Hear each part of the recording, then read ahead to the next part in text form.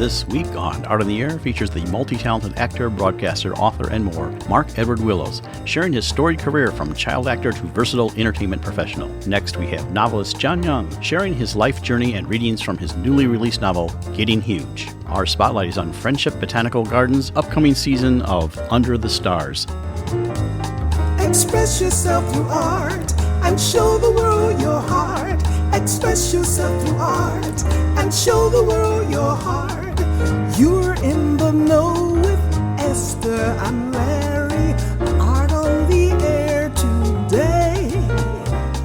Stay in the know with Larry and Esther. Art on the air our way. Express yourself through art and show the world your heart. Express yourself through art and show the world your heart. Welcome. You're listening to Art on the Air on Lakeshore Public Radio, 89.1 FM and WVLP 103.1 FM. Our weekly program covering the arts and arts events throughout Northwest Indiana and beyond. I'm Larry Breckner of New Perspectives Photography, right alongside here with Esther Golden of The Nest in Michigan City. Aloha, everyone. We're your hosts for Art on the Air. Art on the Air is supported by an Indiana Arts Commission Arts Project grant through South Shore Arts and the National Endowment for the Arts. Art on the Air is heard Friday at 11 a.m. and Monday at 5 p.m. on WVLP 103.1 FM, streaming at wvlp.org, and every Sunday at 7 p.m. on Lakeshore Public Radio 89.1 FM, also streaming live at lakeshorepublicradio.org, and is available on Lakeshore Public Radio's website as a podcast. Our spotlight interviews are also heard Wednesdays on Lakeshore Public Radio. Information about Art on the Air is available on our website, breck.com/AOTA. That includes a complete show archive, spotlight interviews, plus our shows are available on multiple podcast platforms, including NPR One. Please like us on Facebook, Art on the Air, WVLP, for more information about upcoming shows and interviews. Art on the Air is now available on WDSO 88.3 FM Chesterton on Tuesdays at 4 p.m. And we'd like to welcome to Art on the Air Spotlight from the Friendship Botanical Gardens in Michigan City. He's going to talk about a series they have coming up called Music Under the Stars Concert Series, which is returning there. And it's going to be running from May through October. We have Ashley Neal, who's Event Venue Coordinator. Ashley, welcome to Art on the Air Spotlight. Hi, welcome. Thank you. So tell us briefly about the gardens in case somebody doesn't know about that, and then the other things you do before we move on to the events that are happening there, especially the Under Stars event. And how you found Friendship Botanic Gardens yourself. Yeah, so Friendship Botanic Gardens were actually started in 1933 after the Century of Progress Fair in Chicago, and we've been around ever since then, and we are a great community resource for getting back in touch with nature, walking around. We also host community events that are either free or low cost for, holidays, also educational events as well. And then we have our Music Under the Stars summer concert series. That's a fundraiser. And that starts in May and goes all the way through October. So we have opening day for the gardens is Tuesday, May 2nd. We are open Tuesday through Sunday, May through October. And then our first concert is Johnny V. He is a local artist, and that is on May 4th. And then we also have Johnny the first Thursday of every month, May through September. And then his last show is actually the last of the summer concert series, and that is on October 1st. It's his Harvest Moon show, which is a little different than his regular shows. Definitely something that people should come out and see, even if they've seen some of his earlier shows. The October 1st is a little different. And then going from there in July, on the 14th and July 15th, we have two great country tribute acts. One is an Eric Church tribute. The other is a Chris Stapleton tribute. And then that Sunday, July 16th, is the LaPorte County Symphony Orchestra. And that is a returning concert. We've had them a couple of years in a row now, and we absolutely love to have the local talent. And then that following weekend, we're going to have on July 21st and July 22nd some great pop hits throughout the decades. And then in August, we have a band called the Boy Band Night. So they do a tribute to some of the best boy bands, like NSYNC, Backstreet Boys, etc. That's August 11th. And then August 12th, we have Welcome to the Other Side drag show. That following weekend, Friday August 18th, is a local artist named Robert Rolf Feddersen, and he does folk, rock, things like that. And then that next Saturday is going to have a variety of musical acts to be announced. Excellent. Where are the girl bands? There's going to be some girls featured in our hits through the decades that second weekend in July. So I'm excited for all of them, though. Well, while you have the season already booked in the future, and like we have musicians and things that do listen to the show, would they contact you like for future performances or things like that to get on the schedule? Yes, absolutely. We love to feature local talent, and they would just reach out to me either via my contact information on the website, or they can reach out to us on social media. Those will get forwarded to me as well. But yeah, I'm definitely always available for local talent. So what's the cost of doing this? I know you have this the beautiful pavilion that's just been built, and I think there's a variance in cost. Some is free, some is $20. So how does that all work? Yeah, definitely. So our community events are usually free or very low cost. Our concert tickets pricing varies, so anywhere from $20 to $50 is the range. Our local artists like Johnny V, that's $20 for his First Thursday concerts. And then some of our events that have, some bigger names, those are going to be our more expensive tickets. Very good. And do you have any kind of concession there or something like that people can enjoy, or can they bring like wine and sit on the kind of like they do at Ravinia? Is that possible? Yeah, so that's a great comparison. We do have beer and wine available for purchase, as well as non-alcoholic beverages too. Some light refreshments also available to purchase, but you're definitely welcome to bring in a picnic basket. We've had people bring in pizza from local pizza places, a full charcuterie board. We're pretty open to about anything. Excellent. And if you wanted to get other types of things there at the gardens, and it's a beautiful place to go, and especially all the different nations and things, you're the contact person. What other type of events do you have available at the gardens? Yeah, so aside from just our concerts, we have the holiday events that I mentioned. So we just recently had our Bunny Hop Easter event, our Wake Up the Gardens Volunteer Cleanup Day.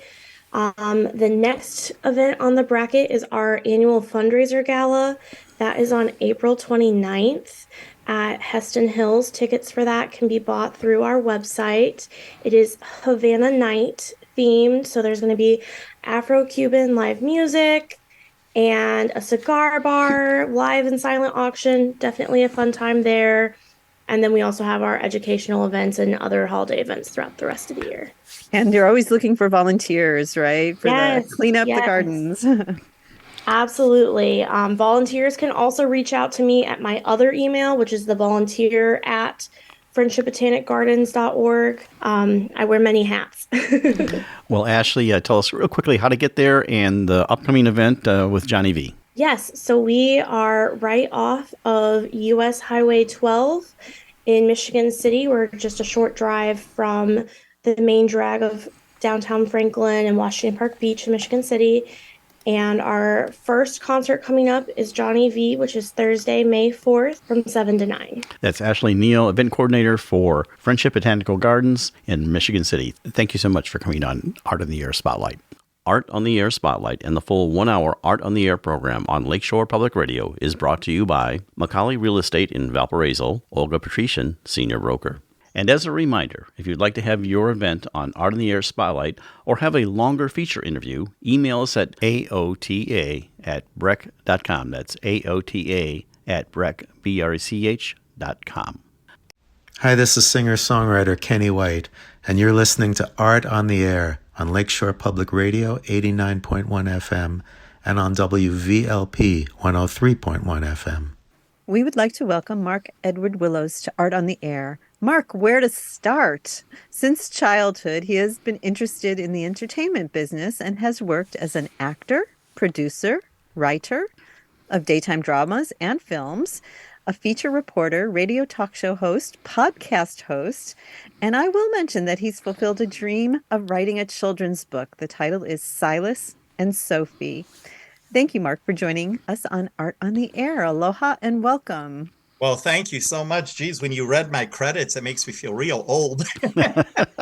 Really accomplished, Very right? accomplished, Not old, yes. accomplished. I guess. Well, Mark, how we always like to start out with our guests, we like to know your entire story. And you've got a long story to tell, but like your whole, what I call origin story, how I like to say it is how you got from where you were to where you are now. So tell us about yourself. That's what people ask me. How did I get from here out to Hollywood and California? But anyway. I think you said he ought to be in pictures. Yes. Well, it actually began, Larry, at 3 years old. And it's a very strange story. I grew up on the south side of Chicago, actually the Roseland area, which is a very popular community. And I grew up there as a kid, and my mom used to push me around in a stroller, naturally, like all the mothers did with their children. And the mothers used to come up to my mother. And of course, this is when the word gay meant something totally different than it does today. And they always said, geez, your Mark is such a gay little boy, meaning I was always talkative and outgoing and still am that way today. And I tell everyone I got my parents in trouble with the neighbors when I was 3 years old because I rattled what my mom and dad said in the house. But anyway, they told my mom, just like they say he ought to be in pictures, whatever. So anyway, my mom did some research. And of course, that was pre-internet, God knows, and all that. Well, anyway, she knew that there were, agents that represent these kids, whatever. So she took a picture of me and she mailed it in the way it went, with the stamp and in an envelope. And it took a week to get there. But anyway, we received a call back from an agent in Chicago who says we would like for you to come in and bring them. So my parents did. And of course, things today, Larry, work a little different because if that were the case, there'd probably be 500 kids. But back then it was only me, one kid in the room. And the agent sized me up from head to toe and she said, book them. That was it. And I was booked for a McDonald's commercial when I was 3. And it was shot at the original McDonald's up in Des Plaines, Illinois, which I believe is still there. It's a museum today. And that's how the career began. Well, anyway, I did that. We didn't make very much out of it. But about 3 years later, when I was 6 years old, for me, it was always with my mom and dad a tradition to go to Chicago and see the windows at Marshall Field at Christmas time, all decorated and all. So we did that. And we were not very far from this agent's office. So my mother says, geez, why don't we just run up and say hello? We're here. So they did. We all went up there, and I still can visualize this because I was like 6 years old at the time. Well, anyway, we walked in and there was a gentleman there, and he was an agent from California, Los Angeles. And he says to my dad, I want to take your son to California. And we looked at him and we're like, what? My dad's like, what? Well, anyway, I got signed to do cereal commercials through the Quaker Oats Company. And when I was 6, 7, 8, and 9, I did all of these commercials. And I got to meet people like Little Mikey from, remember the commercial? Those were all my competition. And anyway, I met Ron Howard way back in the day when we were kids. And I worked at Paramount Studios, and I got to visit the set of Andy Griffith. And I met all of them, including Otis, the drunk, who happened to turn out to be a very intelligent man. And I love that visit. An ironic story, I'm actually friends today with Andy's daughter, Dixie, who has done my podcast show many times. And told her it was a very interesting show. Yes, thank you. And I told her this story about visiting her dad on set and everything. And that is exactly how my career basically began. And then, oh yes, when I was 8 years old, I won an award. It was Outstanding Child. It was not an Emmy award, but Outstanding Child TV Commercials, whatever. Well, the award was presented to me by Lucille Ball, which was really nice. And she told my dad, I remember her exact words, this kid is going to go places. And I had Keith Thibodeau, Little Ricky, on my show just a couple months ago. I told him this same story, and it was so funny. And, I just had a love for the business. One thing led to another. Now, as I was growing, of course, I always wanted to go to college, get my education, get my degree, which I did. I did all of that stuff. And anyway, when I went to college, I was looking at the catalog. And it said, and I always remember this, be the next Barbara Walters. And I'm reading like sort of, Be With the Stars and Wine and Dine and doing, I'm like, geez, that sounds something I'd really love to do. So anyway, I signed up. My very first class was Journalism 101. And I just had a love for it and took it all the way up to a master's degree. And that is how my career began, and doing more. And that's how magazines came up, writing for the daytime drama. It was Days of Our Lives was the show. They sent me out to Los Angeles, do a behind the scenes on the show. And when you do, Larry, a writing position, as you probably know, you sort of come in the back door, right, which means you meet the powers that be. If you're an actor, you know how that goes. Next, move it, But I got to meet the people in control of things. And that's how Days of Our Lives started. His name was Al Rabin, wonderful gentleman. He passed away a couple years ago. He was the senior executive producer. We just started talking. We also had a connection because, believe it or not, he was from the Chicagoland area. So we clicked right there. And before you know it, it was like, I have this role for you on the show. Would you be interested? Whatever. I got to play the bartender, and I worked with veterans like Deidre Hall, Gloria Loring, Christian Alfonso, Peter Reckel. And this was in the 80s. And then, being the guy I am with kind of this so-called big mouth, I met the casting director on the parking lot of NBC of the daytime show Santa Barbara, which was on in the 90s. right. And all of a sudden, I was talking with some people on the lot, and we brought up Chicago. And she says, "Oh, are you guys from Chicago?" And I'm like, "Yeah." She's like, "Well, so am I. Hi, I'm Maggie Erickson." And I says, "Hi." And I hated to sound so naive, but I says, "Who are you?" She says to me, "I'm the casting director of Santa Barbara." And me, I looked at her and I says, "Well, whenever you're looking for a hot, handsome guy to drown his sorrows in booze, think of me. I'm available." Well, 2 weeks later, I got a call from Eric Previn, the executive producer, who says, "Mark, your script is on its way." And I landed up being a police officer searching for the killer on that show. So it was really fun. And just to date, it's been doing commercials, writing for magazines, doing stuff.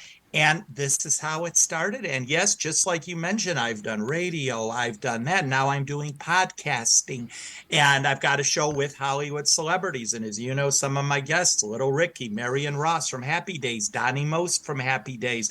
I had a lady on from the old Lawrence Welk show, Mary Lou Metzger. Oh, yes. That people really, enjoyed her, and talking all about the maestro himself, the music. And this is what I have been doing. And bottom line, it's just all my life. I've never done nothing outside of entertainment, and been very fortunate how one thing just led to another. How did you fit in writing a book? How did I fit? Well, you know what? That was always a dream. That was a dream of mine, to write a book. And actually, I did that one. And I'm currently working on another one, which is just set to go for publication. And I always wanted to do a theme book. And I love doing children's books. And I thought, what would be greater than a Halloween book? So that is what I did. And I have a cat whose name is Blake. He's also a little star. He does print ads and different things. Solid black cat, gorgeous. Blake is the star of the book. And I can just give you a little premise of the book. It's he's a solid black cat. On Halloween, he turns into an orange cat. And he spreads, charming. He spreads magic to the children all across the land. And there will be witches and ghosts and goblins and all of this stuff in the book. And then at the midnight hour, he turns back into himself, back into Blake, back to the black cat. And the very last sentence of the book is, well, after all, it's Halloween night. Oh, I love that's it. That's cute. so And that's fabulous. the sentence. And it's a very heartwarming story about the magical night for children that Halloween really is. And all the things and ghosts and goblins that Blake encounters along his journey that night. So, it's a lot of fun, and I'm hoping to have that book out by this Halloween. Excellent.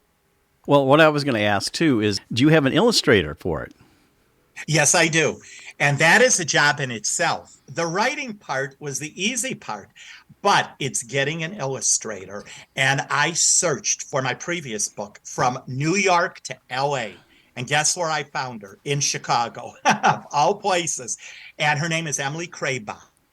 And she did a fabulous job. And how it works also, because I was kind of new with this, it goes page by page. You send her one page. She does the illustration. She sends it back to you.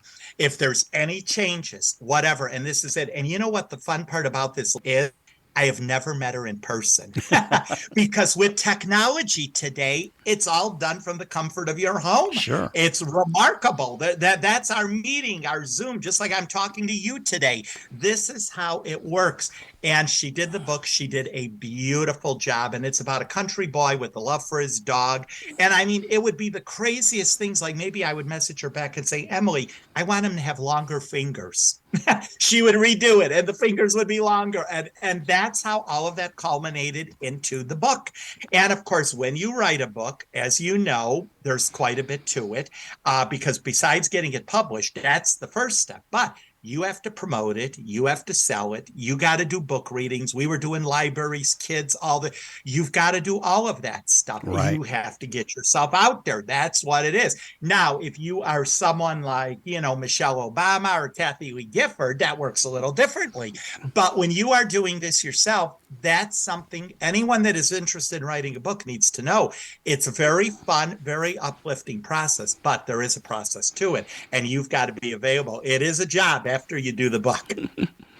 So do you have the book in front of you? Can you give us a little? I actually don't, but this is the dog. This is Sophie. That is in the book. It's a little furry dog that we had created. And the name of the book is Silas and Sophie. It's a country boy. It's Barnes & Noble and Amazon and all over. But I'm really looking forward to this Halloween book that I did because I want this one to be even a little bigger. And I've already spoken to people with appearances on national talk shows. So, and that is one way to get it out there. And of course, being in the business, I have the connections. It is very hard. You just don't pick up the phone, call Tamron Hall and say, I want to be on your show. Right.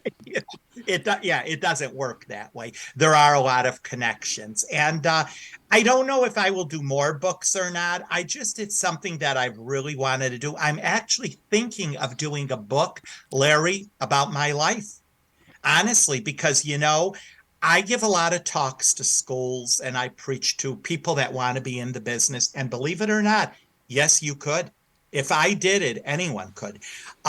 It's a journey, but you can do it. And growing up from the south side of Chicago to working at Paramount in Los Angeles and working at the Sunset Gower Studios, when I did Days of Our Lives back in the 80s, I actually worked in Elizabeth Montgomery's living room from Bewitched. It was the same soundstage. So what a thrill that was. And meeting people along the way, meeting the Golden Girls, because the Golden Girls used to shoot right next door at the Sunset Gower Studios. So it was very magical. And you know what? You just do it. It's persistence. And I tell everyone, it starts with a photo and a resume. Well, that brings me to, since I work with a lot of students, and I gave them some tough love advice about getting into any kind of show business. But tell us your perspective about, I always said, like a working actor, and I'm talking kind of theater here, you go to about 30 auditions for every job you might land. And I said, that's just being a working actor. So. Oh, absolutely. And I tell everyone, and I'm sure, Larry, you will agree, you have to have a heart like a rock. Yeah. You will be told you're too tall, too short, too fat, too skinny. That's the way it is. Some may come right out and say you're lousy right to your face or get out of this business. I can tell you right now, I will not mention the name, but she is a very popular news person, coast to coast. Everybody knows her.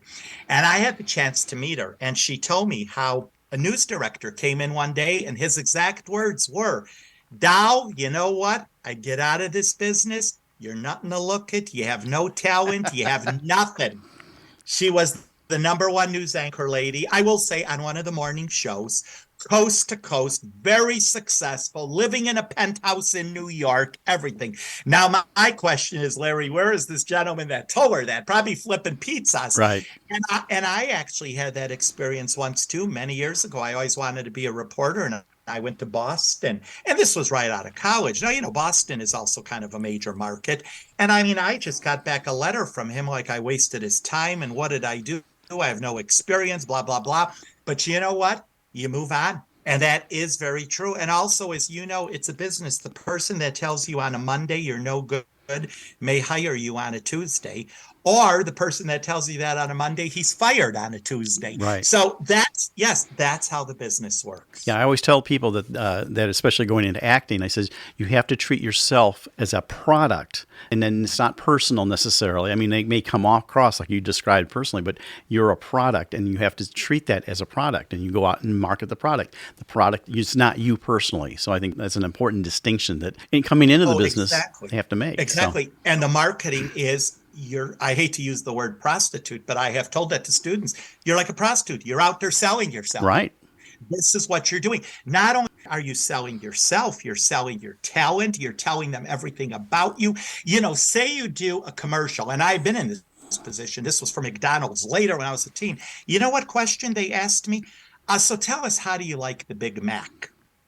And I was like, wow. And if you're going to say, I get one a year, you really think you're going to get the job? No. You know what they want to hear? Heck, I love it so much I eat it for breakfast. See, Yes. That's the answer they want to hear. You are selling yourself. You're showing them your personality. You go in, you shake a hand, you meet a casting director. They are the people that pick the talent for the commercials. You start something off like, oh, geez, I love that red top on you. See, something to get a conversation going. And of course, as you know, when you audition, now a lot of stuff today is done more online than actually at the actual office. But back in the day, you went to the office and, you would always say, well, thank you very much. I appreciate it. I look forward to hearing from you. And that's the way it ends. You don't get no answer right there. Right. They don't say, yeah, we love you. It doesn't work that way. So, yeah, it's a business. It could be a very heartbreaking business. It could be a very, I guess is the word, disillusioning business. Yeah, you just take everything as it comes. And sooner or later, something happens. And remember, not everybody that's in the business does exactly what they want. I mean, I read an article years ago where Elizabeth Taylor did not get roles that she really wanted. That's how the business operates.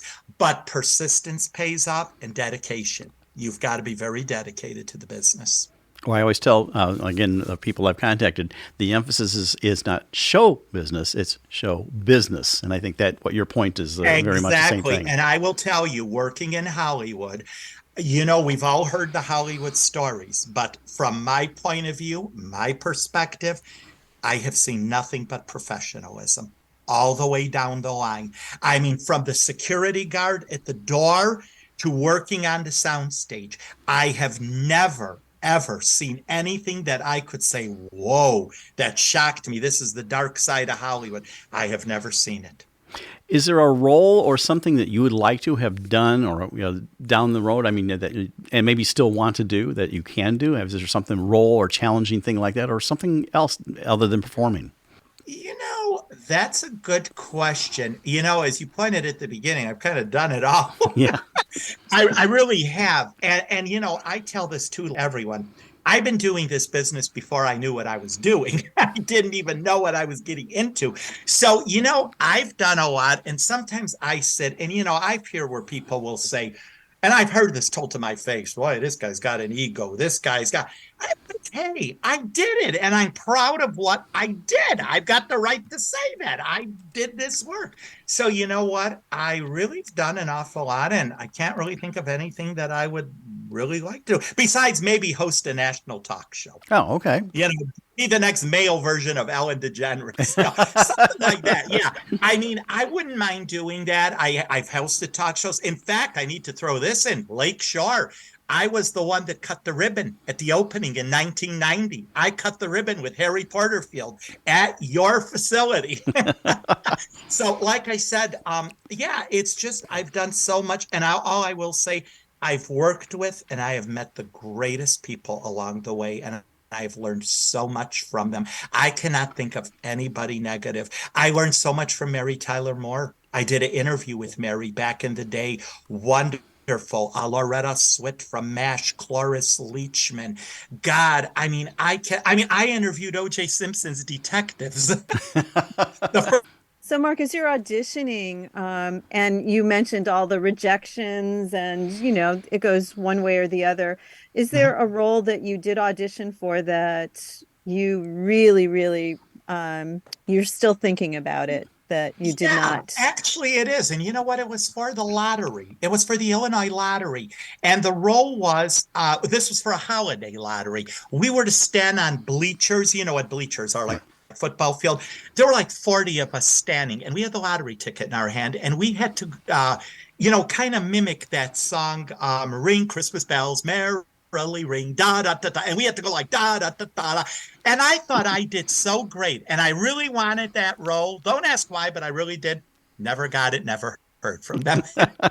So I do think of that so everybody tells me, well, you just didn't sing well enough or whatever, and that's how it goes. And I've been in positions where I met casting directors and they say, oh, you did wonderful. Do a second reading for us. And you kind of get all giddy. Wow, I really landed this role. And I called the agent and I says, God, I did good. I did a second reading. Days go by, I hear nothing. I called him. He says to me, well, let's just say someone read better than you. and that's the business. You just accept. We just got about a minute and a half left, but we want to give you a chance to tell us about any upcoming projects you have. You told us mostly about the books and everything. Well, I'm going to be, I just was a judge in a talent show, and I'm going to be hosting a talent show. I don't know if I could say what town, but it is local here in Northwest Indiana. And there's the magazine Panorama Now. I'm supposed to be on the cover of next month's edition. So you'll kind of read my story there again from 3 years old. And that's basically it. But, as far as working on things, I don't know. But I will tell you, my mind goes 360. I mean, I'm always thinking of things. That's what it's about. And, if you were to ask me, I probably would tell you I have no idea what I'm going to do tomorrow. I mean, that's just the way this business is. And I love it that way. That's excellent. Any contact information or Facebook or social media? Yeah, I'm on Facebook, Mark Edward Wilows. I use the middle name, and the last name is with one L, Wilows. And I am on Instagram also and Twitter, but I don't get much on it. Or Twitter would be at Mark Wilows, but I am always on Facebook and I'm always checking. And that's the way anybody can reach out to me. But again, I love what I do. And for anyone that may be listening to your show, if you have this dream, go and follow it. I tell that to everyone. Well, Esther and I both appreciate you coming on Art on the Air. Mark Edward Wilows, actor, and has a storied career to tell, and we're glad he could share it with our audience. Mark, thank you so much for coming on Art on the Air. Thank you. Thank you so much, Larry and Esther, for having me. Hi there. This is public radio theme composer B.J. Liederman, and you're listening to Art on the Air on Lakeshore Public Radio 89.1 FM and on WVLP 103.1 FM. We would like to welcome John Young to Art on the Air. John is an author.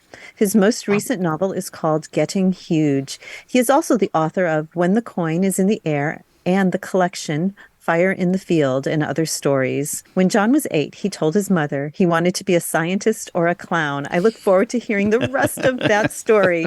Thank you, John, for joining us on Art on the Air. Aloha and welcome. Hi. Well, thank you both. I really appreciate you having me on, and I look forward to our talk here. Well, we really like to find out all about our guests, and they're, like we talked about, your origin story. And how I always say is how you got from where you were to where you are now. So, John, tell us about yourself. Oh, well, I grew up in Indiana. I like to say I grew up beyond the suburbs in Indianapolis, actually in the corner of one of my grandfather's cornfields. So I grew up there and, had sort of a rough and tumble childhood, knocking around the countryside and working on farms nearby and doing that kind of life. Always envisioned myself going to Purdue and becoming a forester or something. And then lo and behold, I sort of got scooped up by a theater teacher in high school who inspired me and turned me on to literature through theater. And then I had another great English teacher who took that a step further. And next thing I knew, I was applying to Indiana University to study English. So I went to IU and studied English and theater and picked up a teaching degree and went on to teach at Cathedral High School in Indianapolis for a couple of years. And my brother was starting an advertising agency and he needed some help with a couple of things. I jumped in and wrote a couple of radio spots, radio commercials that ended up winning some state and national awards. And next thing I knew, people were asking me to do more of it. And I was teaching school and then running to a recording studio to record commercials. And I realized I could make a living as a freelance writer doing advertising work and maybe writing a little fiction on the side. And sort of pursued that for a long time. Is it it's so beautiful how you can be set on one path and then you become a tumbleweed, and like these opportunities just present themselves. It's wonderful. Yeah, that's right. I think, that's one of the beautiful things in life, right? You can, if you keep your head up and you look around and you pay attention, things emerge. Yeah. Paying attention is super important to all these things, especially in the arts. People sometimes say, how long did it take you to write that book? And I say, well, I guess 60 years now. Right.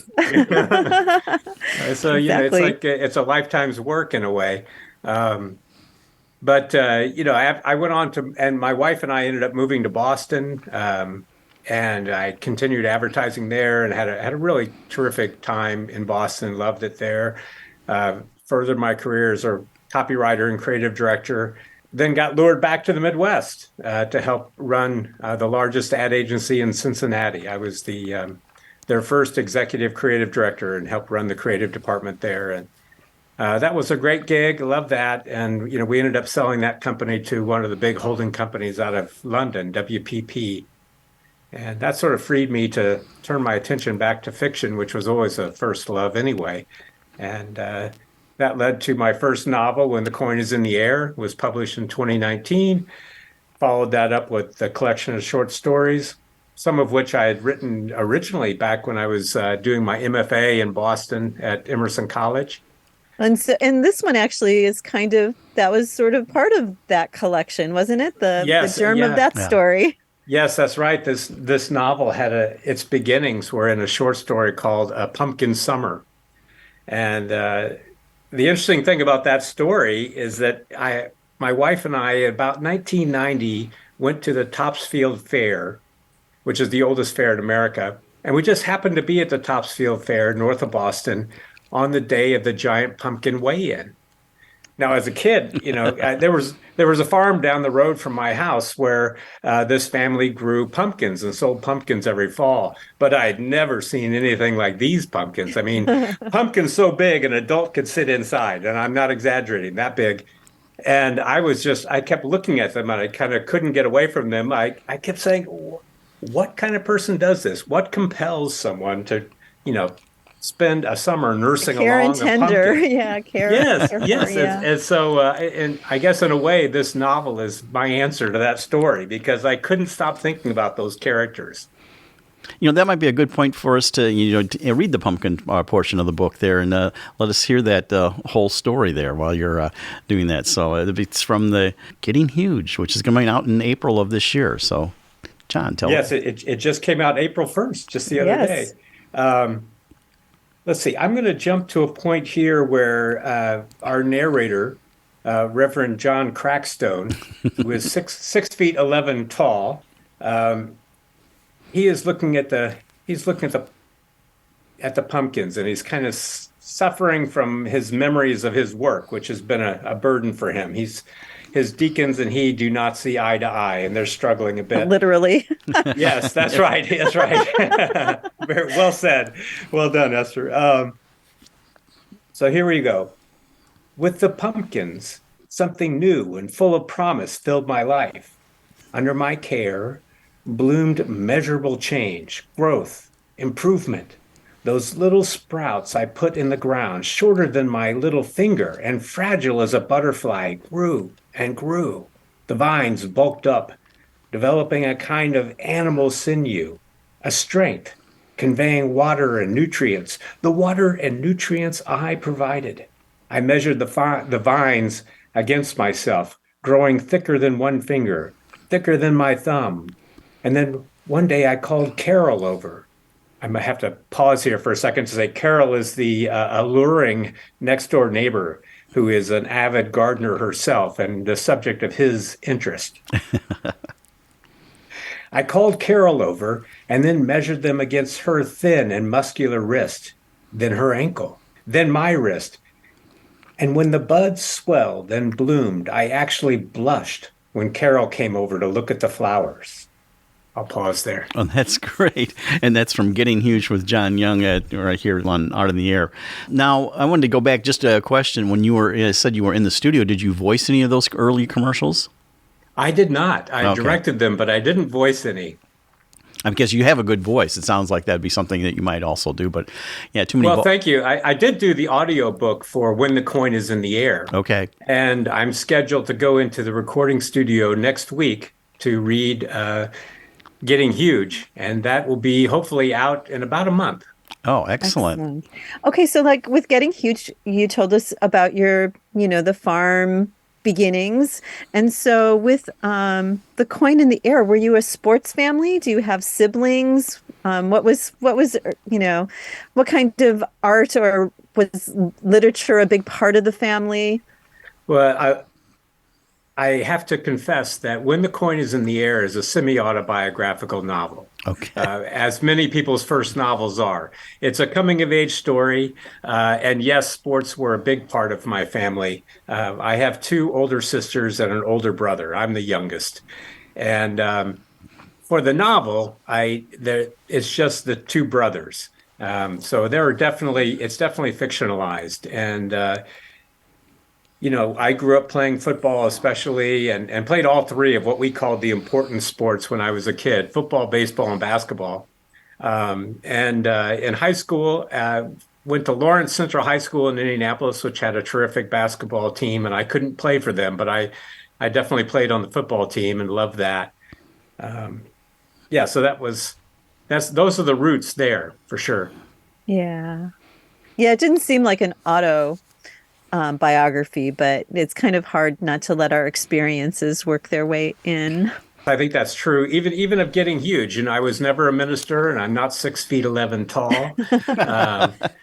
I'm not a gardener. I've never grown a pumpkin, but at the same time, I have had these kinds of struggles that he has of feeling like I'm working in the wrong place with the wrong people and trying to meet expectations that somehow don't match my values. And that's what John Crackstone's rubbing up against for sure. Right. Now, you, in the blush of your current release, you may not be thinking about it, but just go ahead and thinking ahead. Do you have your next novel in mind or your next project in mind? Yes, right now I'm working on my fourth book, which is another novel. It'll be my third novel. I'm in the third draft right now, and I'm struggling against that. It's a wrestling match, but I don't really talk about work in progress. I think of it as still being wet clay, so it's still getting shaped and manipulated and molded. So it's not really ready for me to talk about yet. Sure. Does your spouse help you with editing or anything like that? I said, well, what do you think about this section or something like that? Or do you do that or not? Or maybe they don't even want to help you with that. Well, she does read my work. She's one of my early readers, okay. But I don't share anything too early with her even. And I've also got this creative cadre that I meet with every week, this three friends of mine who we've been friends for many years. And even those guys don't know hardly anything about the project that I'm working on right now. I do have a development editor, and after I've written two drafts, I typically share it with her, and she comes back with suggestions. And then I rework. And yeah, I do think things need to percolate before they're shared sometimes, Yes, that's right. And both in the short percolation and the longer one. I mean, my works, pretty much all of them I carry around in my head for many years, many years, actually, as they take shape. And as, a situation or a character, I can start with either one, but those two things have to come together in a way that just kind of merge and meld into my head, and then I can sit down and write a story. So I have like an odd sort of question for you. As we were growing up, or at least when we were kids, we had, stand against the wall and see how tall you are. So what is the significance of, and how did you come up with 6'11"? What was your thought process?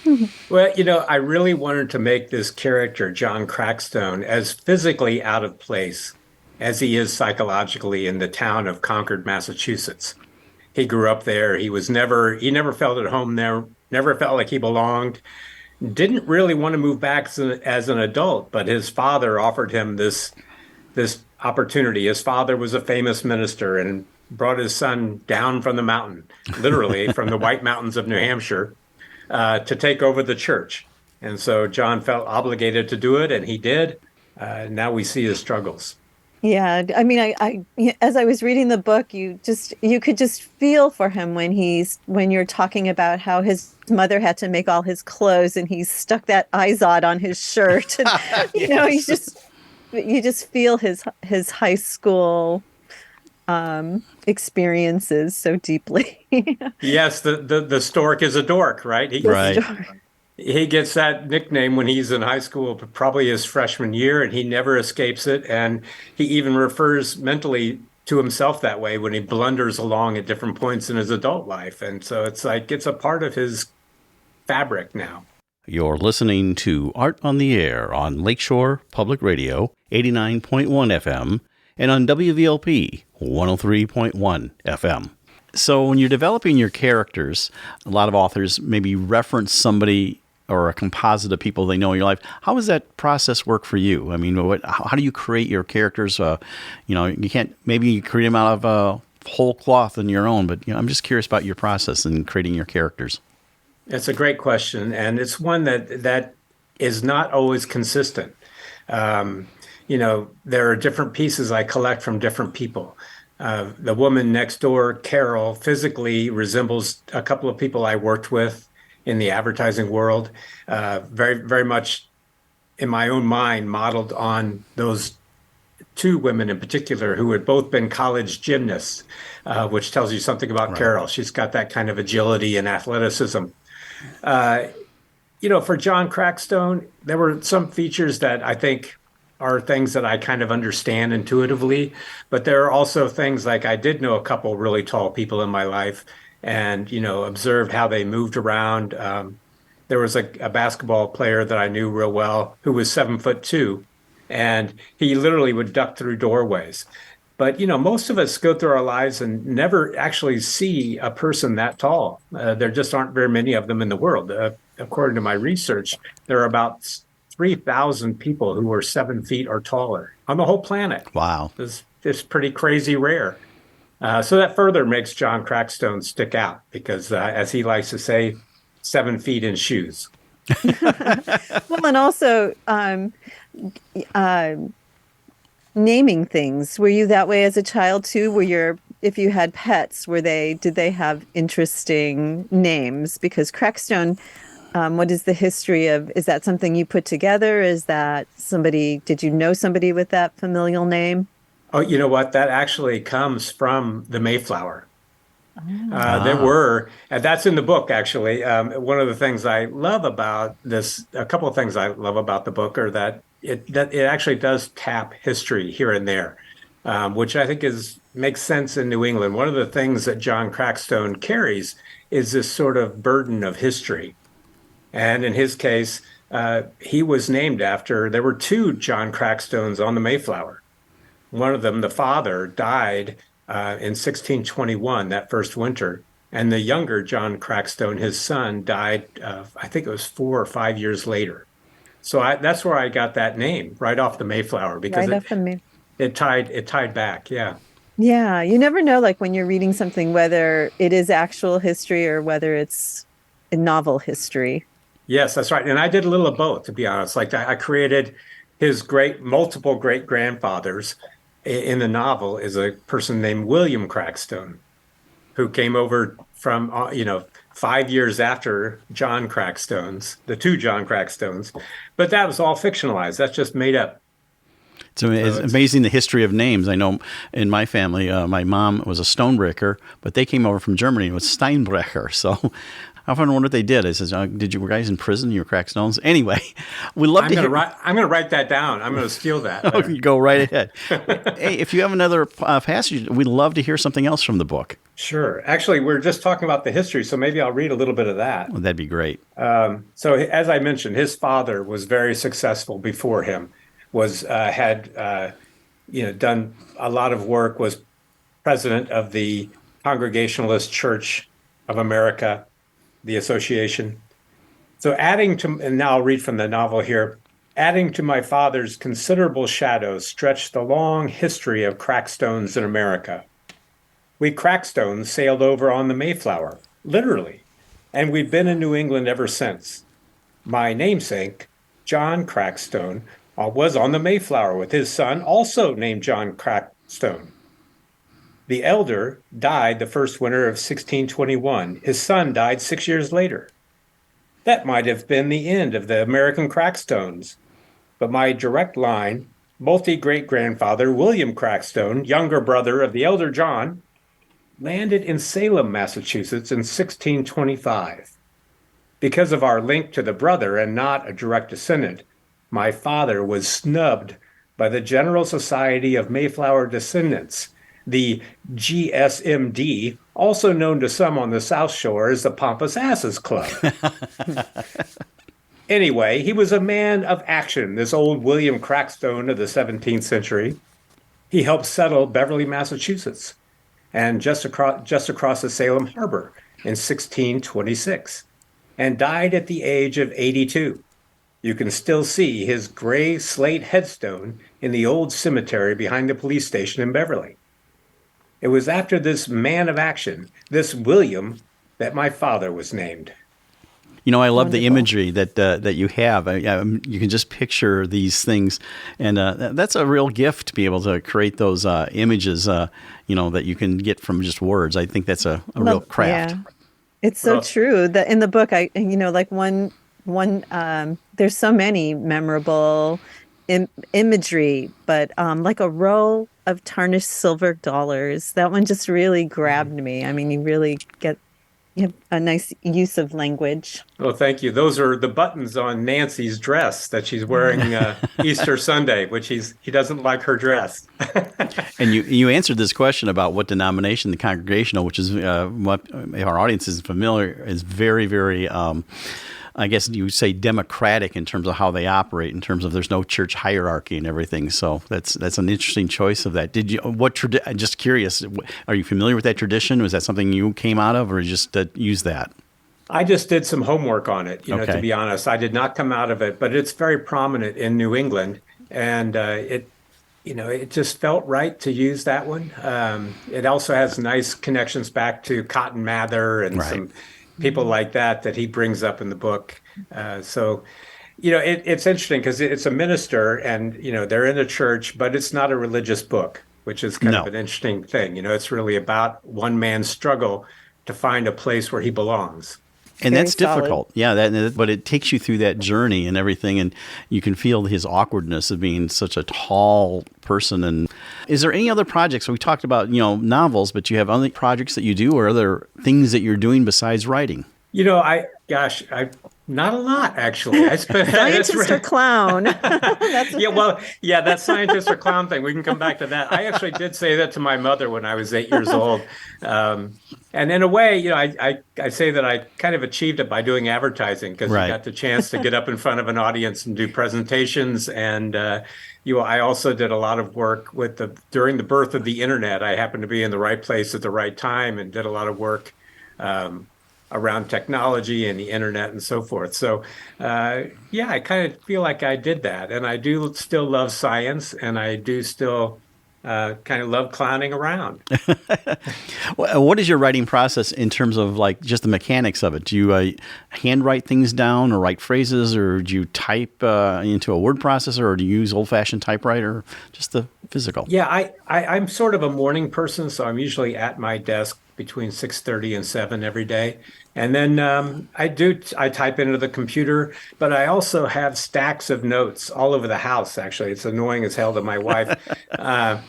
Sometimes I'll turn on the light in the middle of the night and something has awakened me and I've got to jot it down.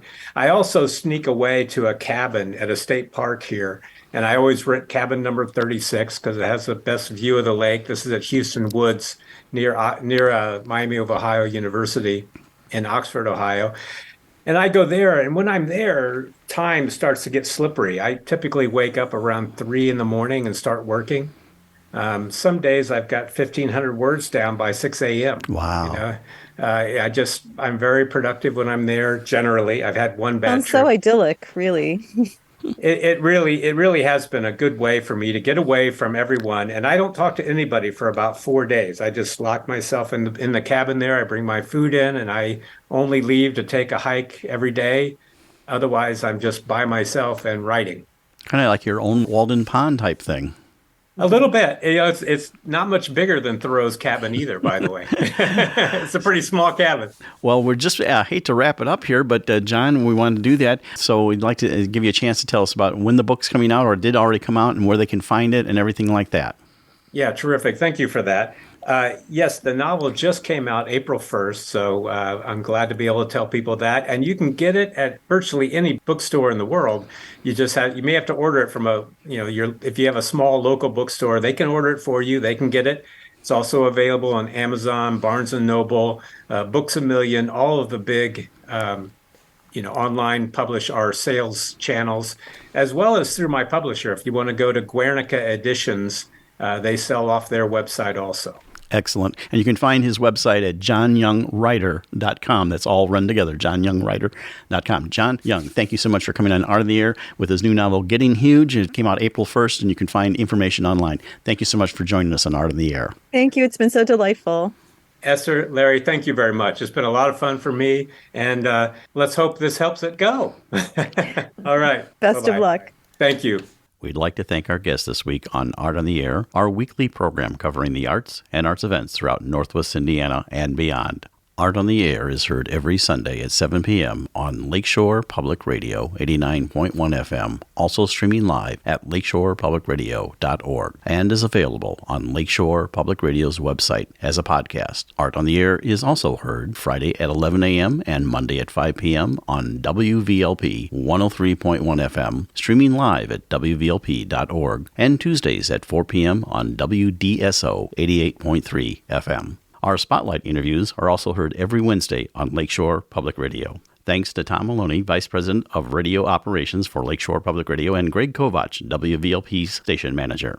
Our theme music is by Billy Foster with a vocal by Renee Foster. Art in the Air is supported by an Indiana Arts Commission Arts Project grant through South Shore Arts and the National Endowment for the Arts. We'd like to thank our current underwriters for Art in the Air on Lakeshore Public Radio, Macaulay Real Estate in Valparaiso, Olga Patrician, Senior Broker, and for WVLP, Walt Breidinger of Paragon Investments. So we may continue to bring you Art on the Air. We rely on you, our listeners and underwriters, for ongoing financial support. If you're looking to support Art on the Air, we have information on our website at breck.com/AOTA, where you can find out how to become a supporter or underwriter of our program in whatever amount you are able. And like I say every week, don't give till it hurts. Give till it feels good. You'll feel so good about supporting Art on the Air. If you're interested in being a guest or sending us information about your arts-related event or exhibit, please email us at aota@breck.com. That's aota@breck.com, or contact us through our Facebook page. Your hosts were Larry Breckner and Esther Golden, and we invite you back next week for another episode of Art on the Air. Aloha, everyone. Have a splendid week.